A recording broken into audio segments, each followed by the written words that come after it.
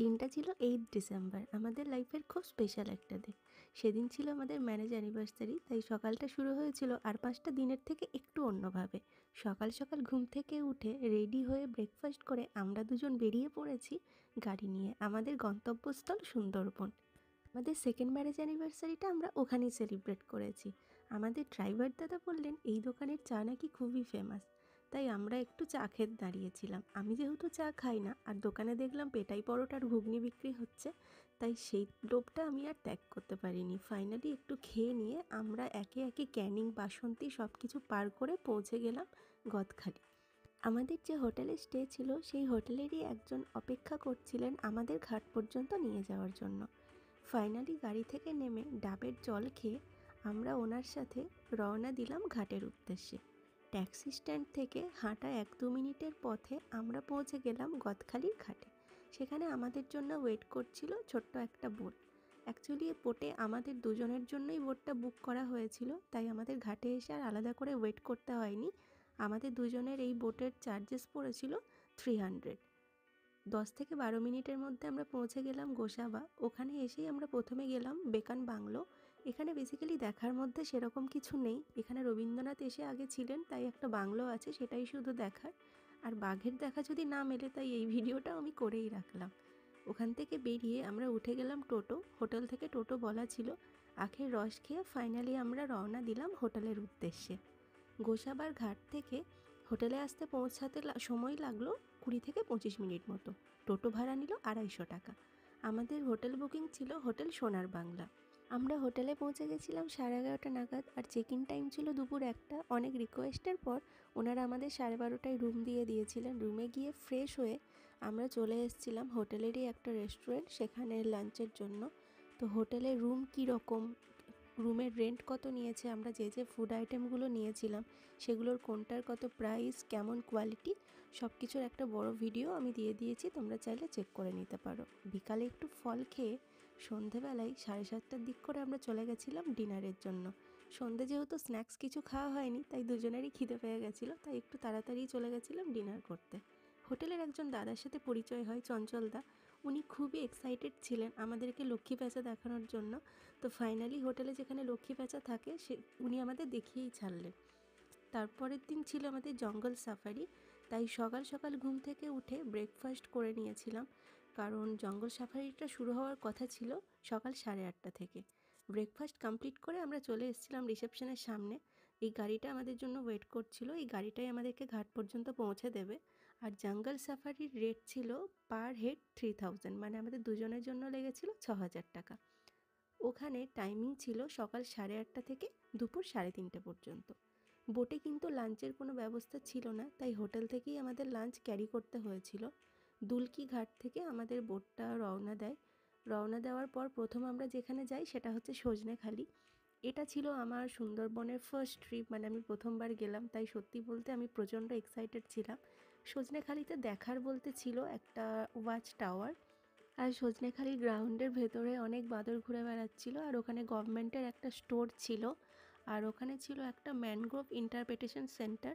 ঠিক এর সামনেই আমি একটা সুন্দরী গাছও দেখেছিলাম। তারপরে আমরা চলে গেলাম ওয়াচ টাওয়ারের উদ্দেশ্যে। ওয়াচ টাওয়ারটা 3 তলা উঁচু ছিল, তো আমরা একদম চলে গেলাম টপে। তো ওখান থেকে সত্যি বলতে চারিদিকে শুধু জঙ্গলই দেখতে পাচ্ছিলাম। ওই দূরের যে গোল জায়গাটা দেখতে পাচ্ছ, ওখানে নাকি বাঘেরা জল খেতে আসে। তো যাই হোক, আমরা ওয়াচ টাওয়ার দেখে যখন নিচে আসছি, তখনই আমাদের যে দাদা গাইড করছিলেন উনি বললেন নিচে দেখুন একটা কুমির কিন্তু ওখানে রোদ পোয়াচ্ছে। তো ফাইনালি কুমিরের দেখাও পেলাম। ওয়াচ টাওয়ার দেখে ফেরার পথে এই কচ্ছপের সাথে দেখা হলো। এখানে পুকুরে কচ্ছপ রয়েছে কিন্তু দেখতে পাওয়া যায় না বলে এই কচ্ছপটাকে আলাদা করে এখানে প্রিজার্ভ করা হয়েছে। তারপর বেরোনোর সময় দেখতে পেলাম একটা গোসাপ। আমি আগেই বলেছি এখানে প্রচুর বাঁদর রয়েছে।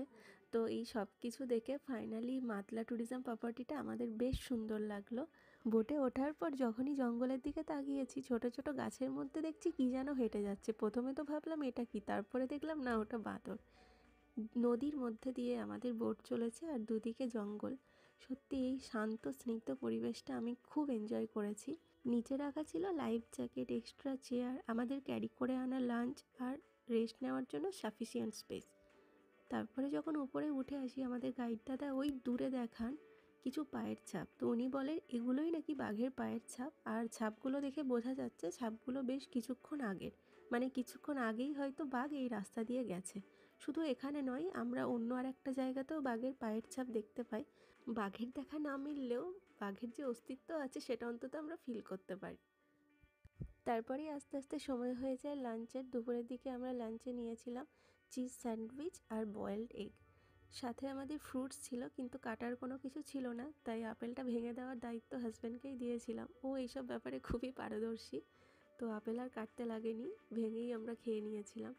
ফাইনালি আমরা পৌঁছে যাই দোবাকি। দোবাকি পৌঁছেছিলাম, এখানে আমাদের অ্যাক্টিভিটি ছিল দোবাকিতে ক্যানোপি ওয়াক। এটা বেসিক্যালি হচ্ছে একটা ব্রিজের ওপর চারিদিকে নেট দেওয়া আছে, মানে আমরা আছি জালের ভেতর, আর জঙ্গল এখানে উন্মুক্ত।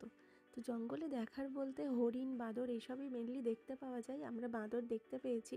আর আমরা যে সময় গেছিলাম সেই সময় একটা গ্রুপ গিয়েছিল, তারা এতটাই চিৎকার চেঁচামেচি করছিল, আমরা গিয়ে কিন্তু হরিণ দেখতে পেয়েছি।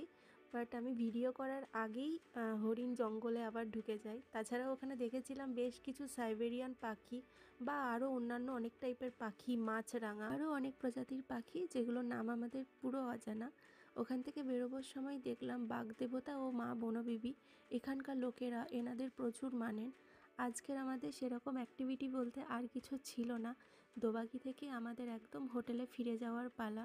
তো সুন্দরবনের একদিনের ট্রিপটা প্রকৃতির মাঝে বেশ আনন্দ করেই কাটালাম। অনেকে কিন্তু বাঘ দেখার জন্য বা এই প্রকৃতি এনজয় করার জন্য বোটে রাতের পর রাত থাকেন, তো আমাদের সেই অপশানটা আর ছিল না। তো ফাইনালি আমরা ওখান থেকে আবার পৌঁছে গেলাম দুলকির ঘাটে।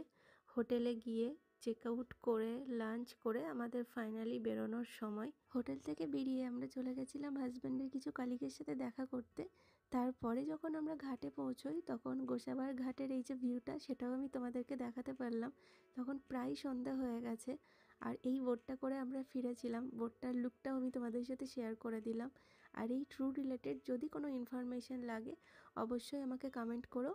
আর আমার চ্যানেলে যারা নতুন, ভিডিওটা যদি তোমাদের ভালো লেগে থাকে অবশ্যই চ্যানেলটা সাবস্ক্রাইব করে দিও। Thanks for watching.